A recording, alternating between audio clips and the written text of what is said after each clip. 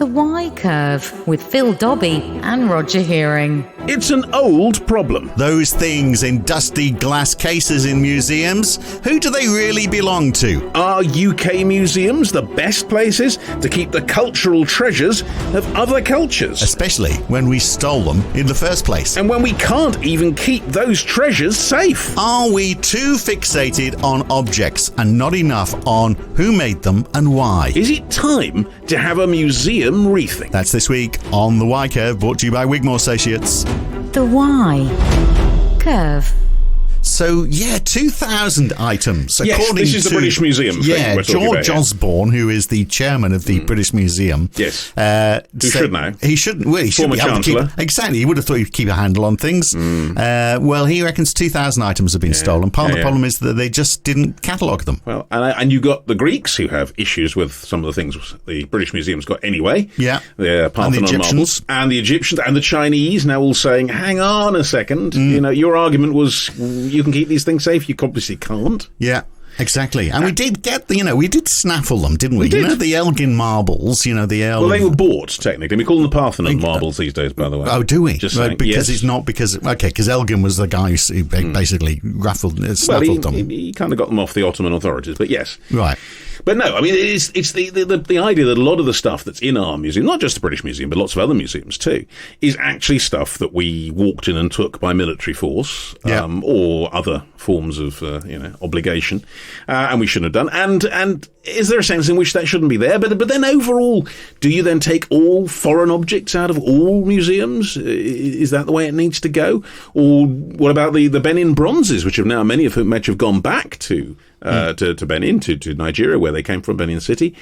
Is that where you start repatriating some of this stuff? But then all the stuff that school children might want to look at isn't there. Yeah. Unless they go to Nigeria, I suppose. Perhaps they should. It's a very difficult... Well, that's the question. I mean, maybe museums to just reflect the country that they are in. I mean, and we've got a rich history in the UK. So no English things in Scottish museums, no Scottish things in English museums. Maybe. How far do you go? Well, you go to Scotland if you want to see the Scottish stuff. I mean, I'm sure Scotland would agree with that. Come up to Scotland and experience our culture, including our various artifacts. But there's also the question about, do you actually need to see the originals as well? Can you, in this day and age where we've got 3D printing and all that sort of stuff, can we just create, replicas that are believable? I mean, at the end of the day, okay, so you're seeing the actual original thing, but does it really matter? What's more important is... people get a thing of that, don't they? I mean, when you see the Tutankhamun treasures when they came over, and they are in Egypt, where they should be, but when they came over, it was huge, got crowds going all over London trying to get to see them. Well, there's another thing then. So maybe you sort of tour these things, so if you want to see the originals... Insurance costs are quite something, mind. But I'm sure the insurance costs of keeping this stuff, even more so now at the British Museum, given that half the stuff at 2,000 items has disappeared. Well, so there's all of that question, isn't there? So where do you keep things safe? Well, that's the question I really want to. Well, like for example, your own stuff. How do you keep that safe? Well, Wigmore Associates, not exactly a national monument themselves, but they haven't been declared one yet. Not yet. Just a question of time, I guess. But we don't want them locked up in a museum. No. We want them busy working on managing the wealth of their customers, developing the best portfolio of investments that they can muster, providing advice on how you're going to minimize tax and to ensure that you've got enough money for a comfortable retirement so you can travel the world and see all of these great things that have all been repatriated. Where they should be, yes. Exactly.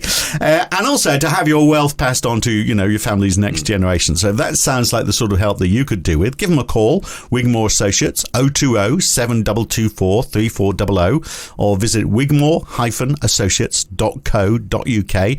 They are proud supporters of the Y Curve and not at all prehistoric. Not at all. Very much of our time. But let's talk to someone who deals in the prehistoric and more recent stuff, and he is Dan Hicks, Professor of Contemporary Archaeology at Oxford University and Curator of World Archaeology at the Pitt Rivers Museum in Oxford, and he joins us now. So Dan, I mean, it's a bit of an old-fashioned notion, isn't it? Sort of gathering relics from countries you've marched into in history, and perhaps now is the time that there should be a bit of an amnesty. Perhaps should we sort of start offering some of these relics back to the countries that they belonged in? Well, absolutely, and so we're seeing, I think, new phase of looking at our museums, and maybe once in a generation. It's something that happens, and so maybe 25 years ago we were thinking about exhibitionary practice.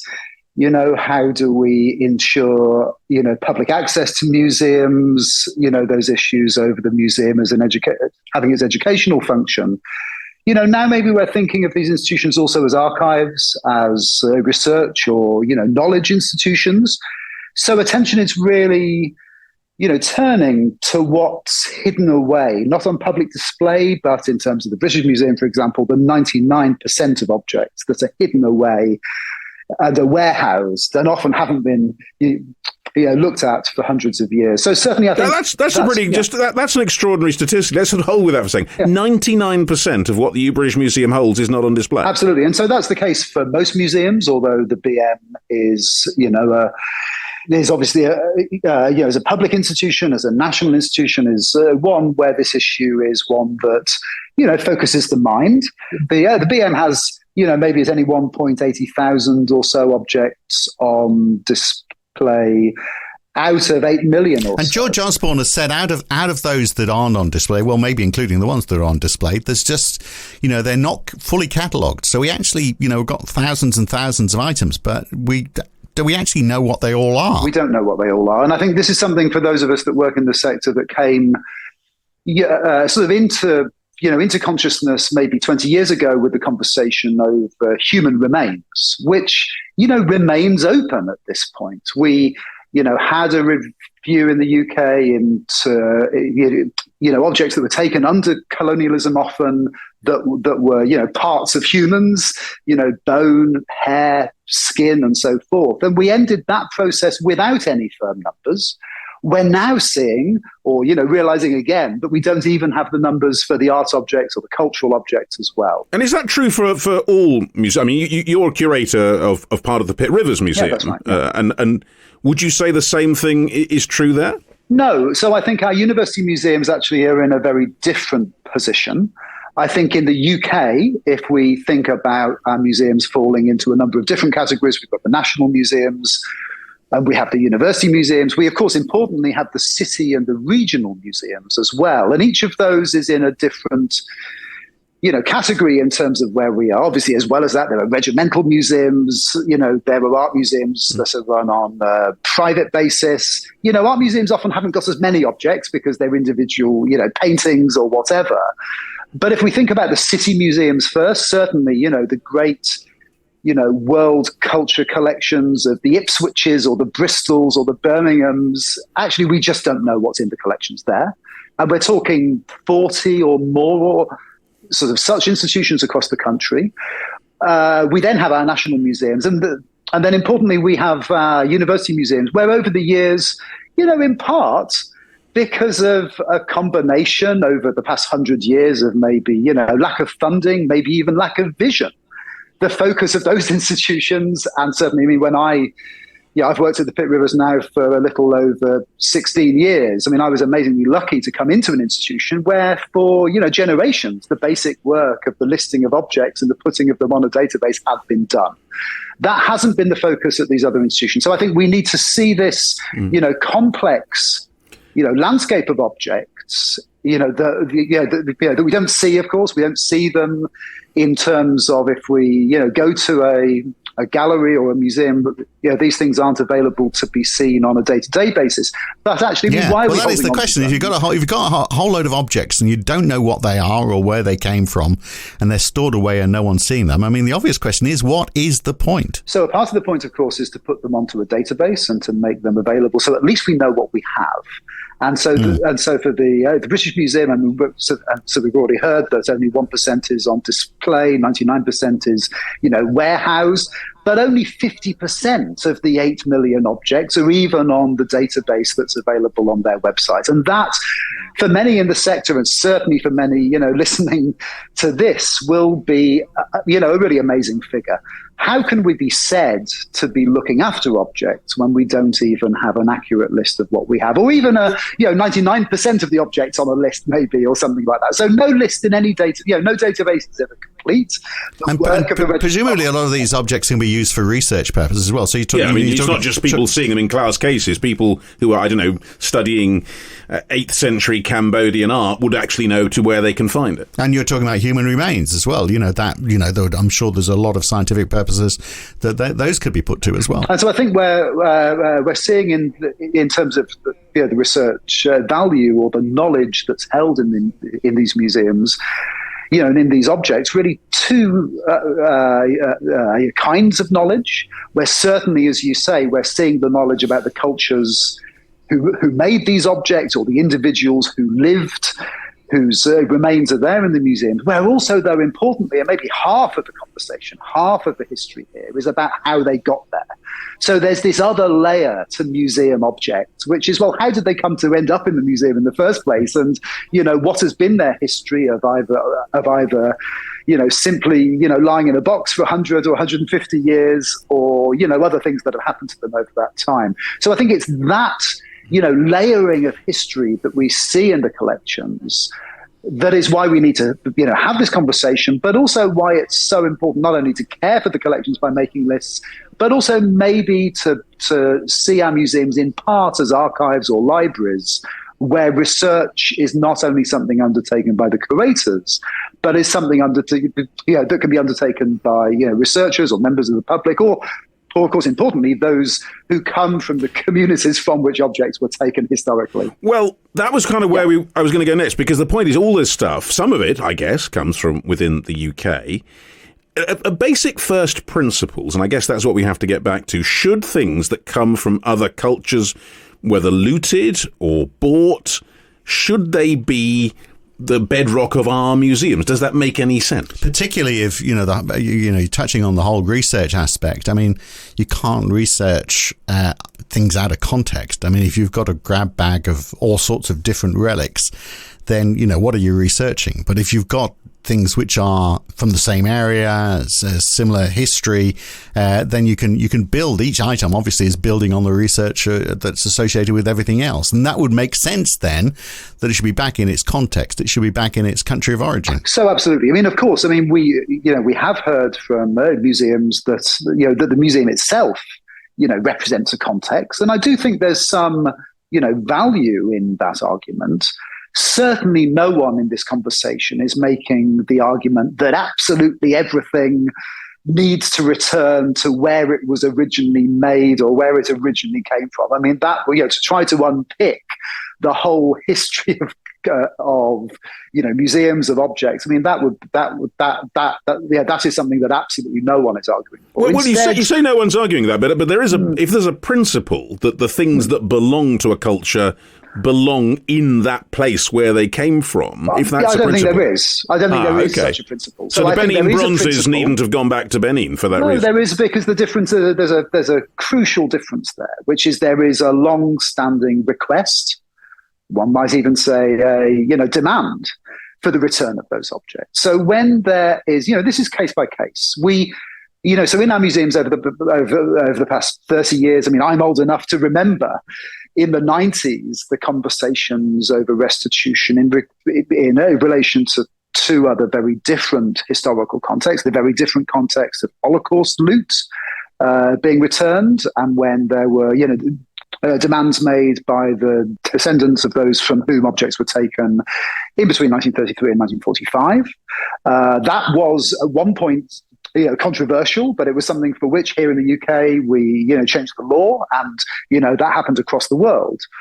There's also the other context, of course, of the return of ancestral human remains, which again is a very normal part of our work in museums. So this is not in those cases about sending back things that aren't from the UK. It's about an openness when there is an ethical, a moral, a legal argument that these objects should not be there. When there's a request from somebody, from a nation, from a group, from another museum or whatever, for that item to be returned, we need to be able to take that on a case-by-case basis sort of seriously. So now what we're seeing is that those arguments, it absolutely makes no sense to say that we're unable to do art restitution at all under any circumstances, or indeed that everything has to go back either.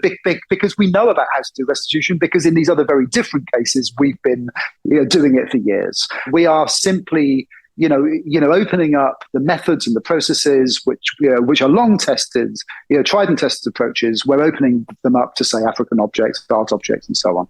So I guess at the end of the day, it's what's the best place for these items for example, the ability for them to be used in research, but also their own safety as well. So there's no point if somebody asks for a return of an item for it to be returned if it's going to find itself in a war zone, because obviously. That was, that was one of the arguments that was put, but I think that argument.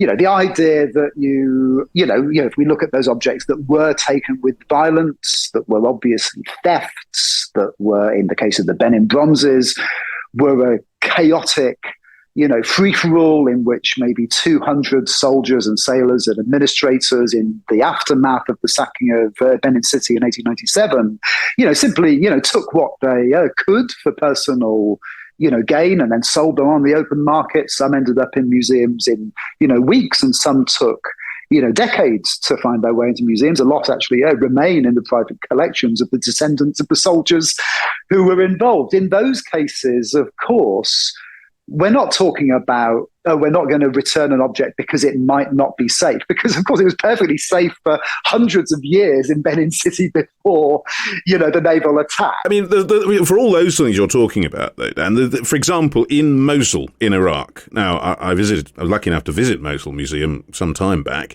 and the amazing objects, things coming from Nineveh and that kind of thing, which were not looted. Some were taken back to Britain. Some are in the British Museum, in fact, from that area. Some remained in the Mosul Museum and were destroyed by ISIS in the 2000s, late 2000s, 2013, 2014. Some people might point to that and say, hang on a second, that is what we're talking about. That's what really matters. Things that are completely wantonly destroyed because these places are not stable. And whatever you might say about the British Museum, certainly at the moment it looks like Britain's polity is stable. Well, we were told, of course, that, as early as the, 1960s, in the wake of the Year of Africa, when there was, all of these independent nations, across the continent of Africa, the idea or the risk, as it was seen by civil servants and museum directors in, Germany and France and the UK, there was a worry that there would be a demand for certain objects to be returned. So a series of myths were invented at that point, and we've heard some of them in the question, in the line of questioning so far. The idea that if you return an item, it might be sold off on the open market. If you return an item, there might be a war and it might be destroyed. You return an item and it won't be on a proper database, so it won't really be looked after. It'll be hidden away. It won't be seen by many people. In reality, all of those things that might happen if you return objects, as I showed in my book about the Benin bronzes, actually have happened to Benin bronzes here in the UK. So there are examples in the Second World War of Nazi bombs that fell on Hull Museum and on Liverpool Museum and destroyed Benin bronzes, the remains of which you can see in the collections today.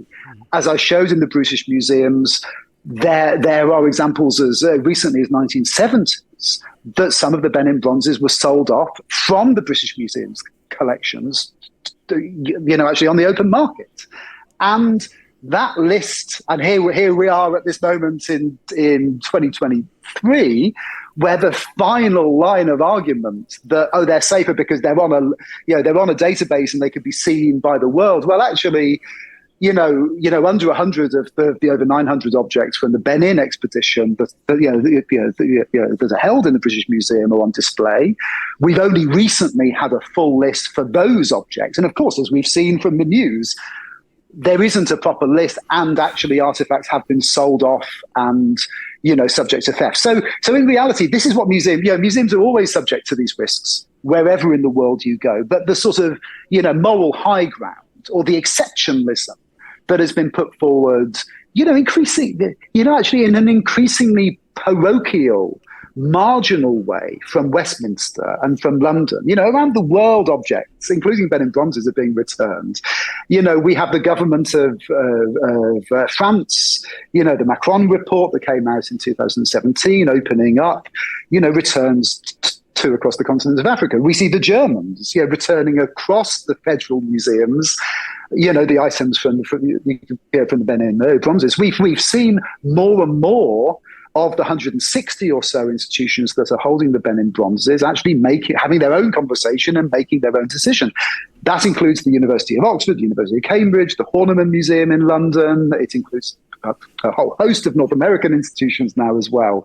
So those arguments were already pretty tired. And then the most recent news that's just exposed what we all knew about the British Museum, that there isn't actually an adequate list of these objects of ours, not, necessarily as open to theft as in other institutions, but, there certainly isn't a moral high ground anymore there. Well, talking of moral high ground, one thing we haven't mentioned in all this, which is perhaps one of the key issues for the longest time, is the Parthenon marbles, previously known as the Elgin marbles. Actually, where do you stand on the whole issue of whether they should be returned? So again, I think it's another one of these these issues that are incredibly important for many people. They don't involve all that many objects.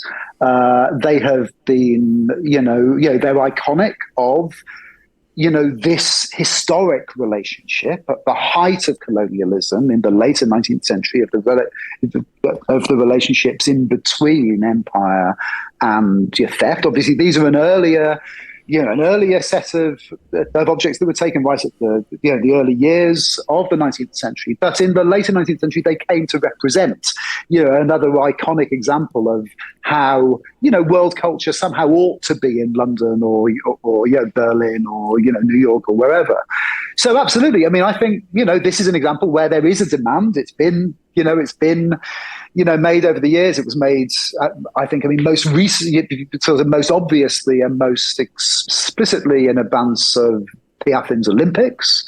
There was a knockback then, 20 years ago, to say, no, we're not going to return them. But, the moral argument and the ethical argument, hasn't been made really, I think, successfully. And so, of course, the Parthenon marble should be returned, of course. That's just obvious. And there's a place to put them, which is the other point. There's an amazing museum Absolutely. In Athens. There is a whole new, genre, in fact, of a museum that's being built across the continent of Africa. We see one in Athens, of the receiving museum, these incredibly sort of hopeful, forward-looking museums that are looking forward to the return of objects that are so important and that have an audience. So I think, that sits in in an interesting contrast with the very backward-looking, model of the connoisseur curator that we have seen associated with the British Museum. So all of us want, the British Museum and the V&A, our national museums, our university museums, our city museums. We want them to be offering leadership. We want them to be the best in the world.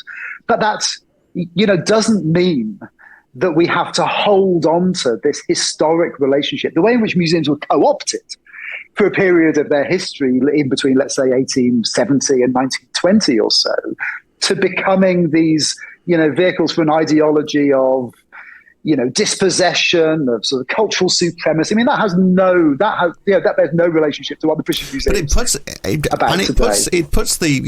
It puts museums, British museums generally, in an awkward situation if they are perceived as these are relics of the colonial era. These are symbolic gestures to life as it was. Now we all want to appreciate history.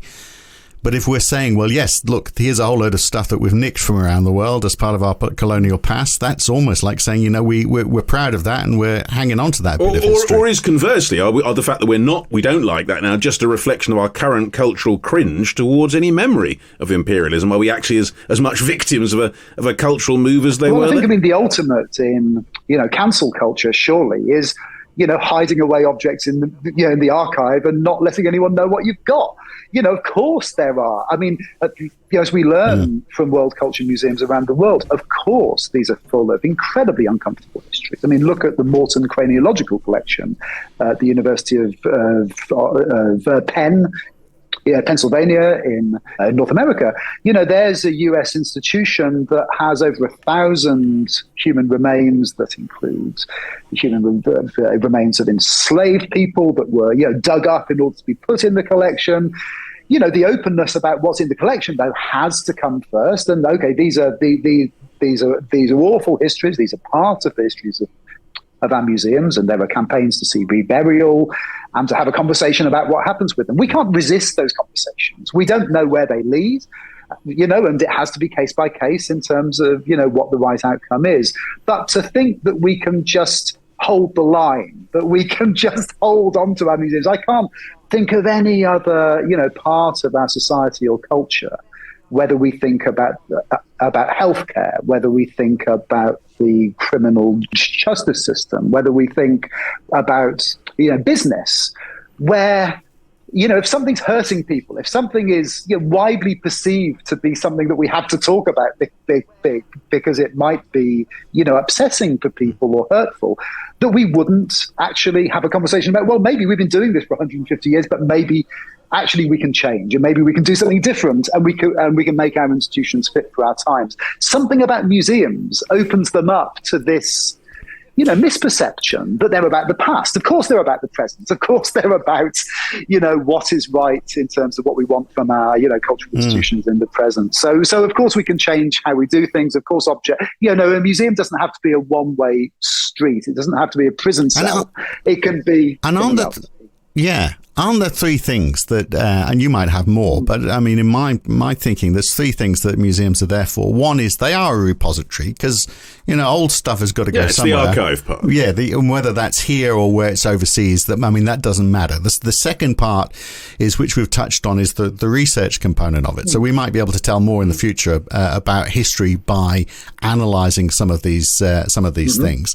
And then the other one, which is, how most of us interact with museums, is for education and, dare I say, entertainment as well. Sure. It's a day out. School parties going around won't be able to see the Elgin Marbles if they're back in Athens. Do they need to see the Elgin Marbles? Is it just the education process of it? In this day and age where we can have replicas, do we actually need to, it's really just having relevant stuff that tells a story. A virtual museum. A virtual, but I mean, you're there, but, in this, maybe it's all printed out using, modern technology. Virtual. Exactly. But also they're not short of marbles. I mean, let's be very clear about this. I mean, if you go, walk into the Ashmolean Museum in the University of Oxford, the first thing you see on your left and your right are the Arundel and Townley marbles taken under, circumstances that you might, look at in a different way today, but from a site that's now in modern Turkey, from which there is not a demand for those items to be returned. And, go into the storerooms of the British Museum, there is no end of classical sculpture waiting to be displayed. How much more interesting if there's a museum that's been built, actually to turn the frieze outward again. I mean, in the British Museum, one of the things that I think is most evocative about these arguments are that the marble, is that the display, that originally was sort of looking out from the site, looks inward onto the room, and that inward-looking approach that this is the only, we're just going to have a conversation with ourselves about this, and it's only about our visitors. What about actually, giving them back on a completely unconditional basis, and then filling up that space with some of the many other objects that haven't seen the light of day in the 200 years that those objects have been in the British Museum? Why not? And giving What's context as well, because I mean, I still feel like going to a lot of museums, they are just a collection things of in items. glass. And then you look at what's been done really well. You go and see the Mary Rose Museum, where it's sort of, you've got an exhibit which is completely brought to life. And it's just overwhelming, that experience. And the French don't want it, even though they tried to take it. The French have given up the struggle on that one. Such an interesting, example, because I think so often it is the smaller museums. Many of us will have those museums that we love, that are in the cities or the towns, that we know or that we live in, where often actually they're the institutions that think about community, stakeholders, audiences in a much more human way than maybe our national museums have done on this kind of 18th century model of encyclopedic or universal museums. And of course, we know with the British Museum, it's an encyclopedia that doesn't even have an index. Yes. And what good is an encyclopedia without an index? So ultimately, yeah, I think the more human, what we're seeing really part of this conversation is a more human approach, to museums. But the process, you say there is a process, but in general, we all know processes that aren't really processes. Is stuff really going to start going back? Ben in bronzes, yes. Is there much more that you think will or should end up back where it came from? And also, just related to that, what does the public want to see? So you made the point that people come to Britain and expect to see a lot of this stuff because it's a world centre for a lot of these exhibits. But is that going to change over time? Should it change? And should it change? Yeah. Should people be going to British museums to hear about British history? And some of this is related to British history and some of it's uncomfortable British history. But you don't need to see the stuff that has been taken to tell that story. Sure, absolutely. I certainly don't think, I'm not sure I've heard anyone making the sort of ultra nativist or nationalist argument that the British Museum should only, have objects, from, Britain in it. And of course, how on earth would that work? Because as we've already said, there are 8 million objects in total in the collections. Where would they go? There's no one asking for the vast majority, the overwhelming majority of those objects are not subject to demands for returns. So the idea that we're going to somehow, run out of stuff is a very odd one. How many objects are we talking about that are on, there's a hidden away in warehouses across the country? If we count up, the city museums and the regional museums, the university museums and our national museums, the regimental museums, we're talking, tens of millions, certainly. I don't know, maybe over 100 million. We don't have the numbers. That's part of the point. We don't know. But then you're saying it's stuff. What people really want to come and see, what people want to really come and see are the big things. The Elgin Marbles is one example. They're not coming to see little heads of some half classical statuette that no one really knows where it was. There are big name things that people want to see and will go to Benin, I suppose, to see them if they must. But they can come to London perhaps more easily to see these things. But again, let's not see that restitution is simply about some, focus purely on the physical location of objects. So certainly, I don't know, where the restitution, conversations within Nigeria will go in terms of where these objects should be, physically. The restitution commitments made by the Germans, made by some of the other individual institutions that I've mentioned, have been about ownership and about the decision making. Who decides where, of course, in these cases, not only artworks or, property, but actually ancestral objects. These are objects of, religion. These are objects of sovereignty. These are objects that relate to, living monarchies. So they're incredibly, culturally important. But of course, you hand over the decision making about where objects should be. That certainly doesn't mean that the objects won't be on loan, to the British Museum or to the University of Oxford or wherever. That simply won't be my decision or the decision of anybody in my position. It will be a decision made by the rightful owners, and I think that's absolutely right. So it isn't that restitution is a loss for the Western institutions. In many ways, what it does is it open, because it's all about what happens next. It's all about the cultural exchanges that can happen next. But that does not mean that we sort of loan objects back rather than giving them back. It's seeking to create a more equitable, set of conversations over, where things should be in those small number of cases relative to what's in museums, where objects really were, the subject of theft. And imagine, imagine you're in any other sector where there was such a reputational disaster, where every time people walk into a World Culture Museum, the question is not, wow, look at these objects, but actually, where did it come from? And is there someone somewhere asking for it back? So for many of us in the sector, this is actually rather what's happening in, in the fashion retail sector. So think about if, so often these days, if you walk into a clothes shop and, you see a T-shirt or a pair of trainers, the conversation for the consumer is not purely, wow, isn't that cool?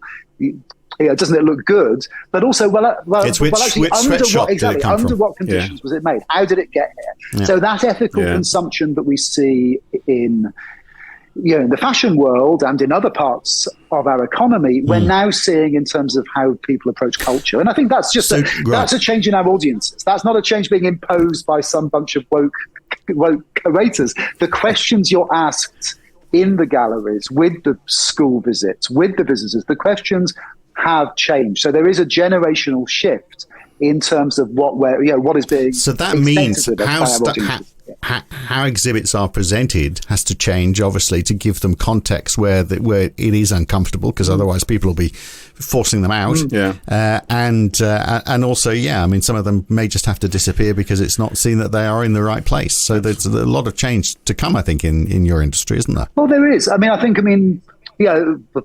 Look, no book in our sector, I think, has dated so fast as the famous book that a lot of your listeners will know. They certainly will know the radio show, I'm sure, Neil McGregor's History of the World in 100 Objects. Even when it came out only 11 or 12 years ago, it was already presenting a model of curation that was long dead. The idea that there's a single, lone male white figure, someone a bit like me, who's going to tell you the answers to everything in the world, a history that he probably already kind of knew already without the objects. The objects are simply there to illustrate it or make it sort of possible to tell the story. Actually, in reality, at that point already, curation was actually co-curation. So we sort of make and we interpret and we make knowledge about objects in museums with other people. The expertise is shifting. The expertise actually shifts to becoming, as I say, the sense of having to, how do you curate a museum space that's as much about the people in it than the objects? How do you care for people as much as you care for objects? That is a part of what makes our museums at their most vibrant. And when we think about the smaller museums, actually they're often really doing that. That's a part of the reason that we love them, is they have a human dimension to them. So I think these elements of how this is about a shift in. And ultimately, I think a very exciting shift in sort of what a museum can be. I've never felt more optimistic about art and world culture museums right now than at the moment. There are so many ways in which these institutions are changing, and we're being asked new things of us. And I think that's we have to embrace that to answer the questions as best we can. Well, on that optimistic note, I think we'll have to draw this conversation to a close. But thanks so much for being with us, Dan, and giving us, an idea, I guess, of the way that museums are different, the way our children will see them change, even if we don't, and perhaps fewer objects, but maybe better and in the right conditions and in the right places. Exactly. Maybe we'll even know what we have. Yeah. That would be a start, wouldn't it? That would be a good tip. That'd be a good start, wouldn't it? Dan, thanks for being with us. Cheers. Yeah, cheers. Okay, now this is the point where you try and find some clever segue from talking about museums to talking about health. No, clever segues on a summer break. Because you can't think of one. No. We've beaten you at long last. Well. But anyway, next week, we are looking at health and the question about how we're funding the health service, but more to the point. Well, how much of it should we just be looking after ourselves is the question I want to ask. And the reason the focus is to do with the issue of fat, right? Yeah. Fat is a Y-curve issue, to bowdlerize a very old book. But it is, because we're talking about ways in which the government is now moving towards, let's inject people with this new Wegovy or whatever it is, or buy people fresh fruit and vegetables in order to try and make them not as fat. So some of that you'd say, well, okay, buying fresh fruit and vegetables, anyone could do that. Okay, the fact that they might be too expensive for people who need it, well, maybe that's another issue rather than for the health service to sort out. But sneak preview, Phil thinks we should just go for a run and not eat so much. I think people have to take some more responsibility for themselves. But there is and then there's the question that if we keep on spending money on more and more, people become more reliant. I won't hold back. I think in this country, coming back to this country, having been and seeing a health service that I think works better. That paradise they call Australia. This idea, this nirvana that we have with the National Health Service, that everything, absolutely everything should be free at the point of entry. Yeah. Is just crazy. So people getting tablets that they can get, that the health service is paying more for, that you could get not on prescription, like headache tablets and stuff like that. That's all just craziness. Well, Some would say fat shaming, but we won't go there. It's essentially a question of whether people, take more responsibility for themselves, and Phil reckons they should. I am slightly more dubious, but we'll be talking all about that. Yeah, when we come back. It's really getting better, the best value for money out of the health service, isn't it? Really, I mean, because there's subsidiary questions as well. Like if somebody is close to the end of their life, how long do you prolong that life for, and how much does it cost? He's going down that route now. There's a lot to cover next week. He wants to get rid of fat people and old people. And you'll hear all about it next week on... What an ogre I am. On The Y Curve, brought to you by Wigmore Associates. See you next week. Bye. The Y Curve.